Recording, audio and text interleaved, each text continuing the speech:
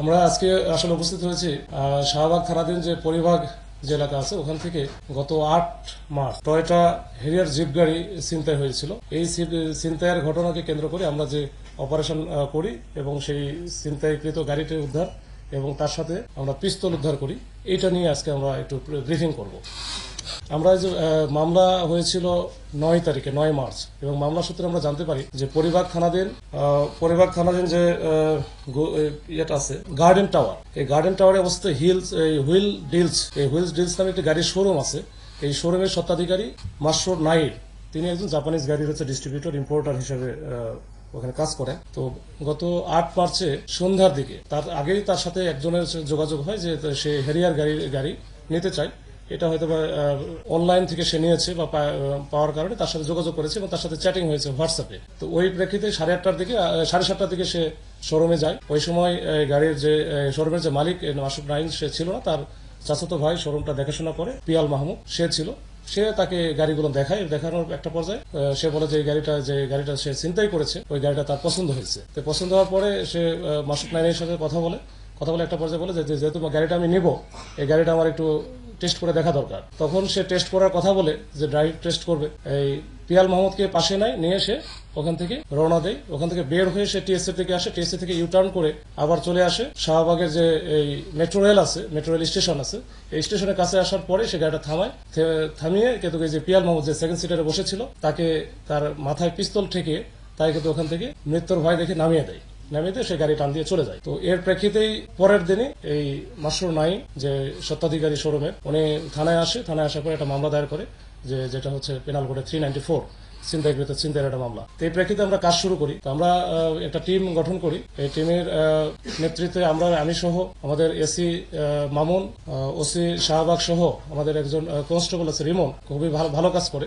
তো ওদের নেতৃত্বে একটা টিম গঠন করার পরে এই টিমটা আমরা চেষ্টা করি যে সিসি ক্যামেরা পর্যালোচনা করি, ওইখানে আমরা স্থানীয় গোয়েন্দা সূত্র বা সবকিছু দিয়ে আমরা এটা চেষ্টা করি যে উদ্ঘাটনের জন্য। একটা পর্যায়ে আমরা এই আসামিকে শনাক্ত করতে সক্ষম হই এবং আসামির পিছনে আমরা লেগে থাকি। তো একদিন আমরা যে গত পরশুদিন রাত্রে ভোরের দিকে আমরা ওর অবস্থানে একটা পাই যে গুলশান থানাধীন যে 41 নম্বর রোড আছে, এখানে আমারই হোটেল আছে, আমার হোটেলের সামনে সে অবস্থান করছে। তো সেই প্রেক্ষিতে কিন্তু আমরা বড় একটা টিম আমরা যাওয়ার পরে ওখানে দেখি যে সে ওই গাড়িটা থামিয়ে রাখছে রাস্তার পাশে। তখন দুই পাশ দিয়ে আমরা ব্যারিকেড দিই, দুইটা গাড়ি সহ, আমাদের পিকআপ দুইটা সহ, এসি রমনার যে পিকআপ ছিল এর সাথে তদন্তের একটা পিকআপ ছিল, দুইটা গাড়ি আমরা দুই পাশে লাগাই এবং সাথে কিন্তু আমরা একটা মোটরসাইকেল দুইটা রাখি। কিন্তু সে এত বেশি প্রফেশনাল, বিশেষ করে গাড়ি ড্রাইভ এত ভালো করতে পারে, সে এর মধ্যে যখন জানতে পারে যে তাকে পুলিশ আটকায় ফেলছে, সে কিন্তু সাথে সাথে ওখানে চেষ্টা করছে, মানে চরমভাবে চেষ্টা করছে ওখান থেকে বের হওয়ার।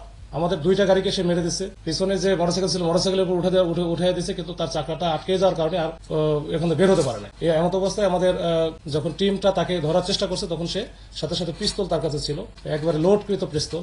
এই পিস্তল দিয়ে কিন্তু সে ফায়ার করার চেষ্টা করা শুরু করছিল, মানে পিস্তল নেওয়ার চেষ্টা করছে। এর মধ্যে তাকে আমাদের টিম ধরে ফেলে। তো ধরে ফেলার পরে আমরা তার কাছে আমরা পিস্তলটা পাই, 5 রাউন্ড গুলি ভর্তি পিস্তল। আর যে গাড়িটা ছিনতাই হয়েছিল, এই যে টয়োটা হেরিয়ার জিপ গাড়ি, সেই গাড়িটা তো ওইখানেই ছিল, ওই গাড়িটা আমরা সহ পাই। এরপর ওখান থেকে নিয়ে আমরা তাকে এই অবৈধ অস্ত্র রাখার জন্য যেটা আর্মস অ্যাক্টে যে মামলা, সেই মামলাটাও হয়েছে গুলশান থানায় এবং আমরা আজকে তাকে কোর্টে সেন্ড আপ করবো। তো তার সম্পর্কে আমরা জানতে গিয়ে পারলাম যে সে হচ্ছে একজন হাইলি টেকনোলজির দিক দিয়ে খুবই এক্সপার্ট এবং সে হচ্ছে আবার একজন পেশায় ইঞ্জিনিয়ার। সে ইঞ্জিনিয়ারিং এ পড়াশোনা করেছে, গাড়ি সম্পর্কে বিস্তর জ্ঞান, মানে ব্যাপক সে জ্ঞান রাখে। তো এইটা দিয়ে খুব সহজে শোরুমের যে যারা স্বত্বাধিকারী বা শোরুমের যারা সংশ্লিষ্ট গাড়ির শোরুমের সাথে, তাদেরকে খুব সহজে সে কনভিন্স করতে পারে এবং কনভিন্স করে সে তার কাজটা করে ফেলে। এবং ইতিপূর্বে অনেকগুলো কাজ করেছে এবং আমাদের কাছে স্বীকার করছে দুইটার কথা। বিশেষ করে জানুয়ারি মাসে 27 তারিখে একটা ঘটনা ঘটেছিল তেজগাঁ শিল্পাঞ্চল থানায়। ওইখানে কিন্তু একইভাবে ওই যে মাথায় পিস্তল থেকে টেস্ট ড্রাইভের কথা বলে সে আর একটা গাড়ি ওখানে নিয়ে যায়,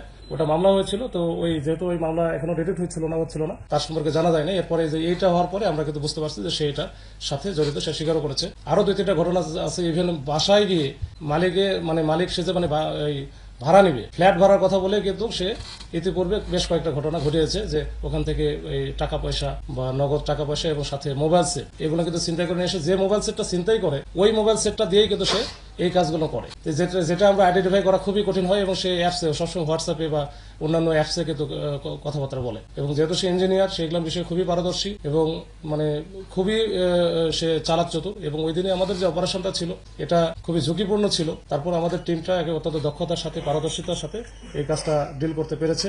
এবং তার মতোই যে তার সাথে কথা বলে যেটা মনে হয়েছে যে সে একটু সাইকো আছে, সাইকো টাইপের, যে এই যে এটা নেশায় পরিণত করেছে। তার সামনে অনেক হয়তো পথ ছিল, পেশা সে বুয়েটের স্টুডেন্ট, তো সে অনেক তার সামনে অনেক অবারিত পথ ছিল, কিন্তু তার এটা একটা নেশা টাইপের। এবং সে এই যে আমারই হোটেলে যে গেছে ওইখানে কিন্তু সে নিয়মিত ওইখানে এবং আরো বিভিন্ন কিংফিশার বা অন্যান্য হোটেলেও কিন্তু সে নিয়মিত মদ্যপান বা ওই যে ডিজে পার্টি বা এরকম টাইপের ওই সময়টা দেয়। যেহেতু সে প্রচুর টাকা ইনকাম করে, একটা গাড়ি নিলে এই গাড়িগুলোর আবার আরেকটা বিষয় আছে, এই গাড়ি নিয়ে তো এই গাড়িগুলো তো কোনো কাগজপত্র তার কাছে থাকে না, তো সরাসরি কিন্তু বিক্রি করতে পারে না। এটা আবার ওই যে যার কাছ থেকে নিল তাদের সাথে আবার একসময় যোগাযোগ করে র্যানসম বা মুক্তিপণের টাইপের মতো, যে 10 লাখ 20 লাখ, যেমন এইটার ব্যাপারে 20 লাখ টাকা সে অলরেডি দাবি করেছিল। এই 20 লাখ টাকা দিলে সে একটা জায়গা হয়তো ফেলে রেখে আসতো বা দিয়ে আসতো, তাহলে টাকাটা সে পেয়ে যেত। এর আগে তেজগাঁ থানার ওটাও বলছে যে ওখানে 6 লাখ টাকা সে নিচ্ছে। তো এরকম আর কি, এই হচ্ছে তার নেশা এবং তার অবস্থা। এবং তার যে সার্বিক দিক বিবেচনা করে আমার কাছে মনে হয়েছে যে সে কোনোদিন থামবে না, মানে এটা চলতেই থাকবে। এবং ওই যে মদের বারের সাথে বা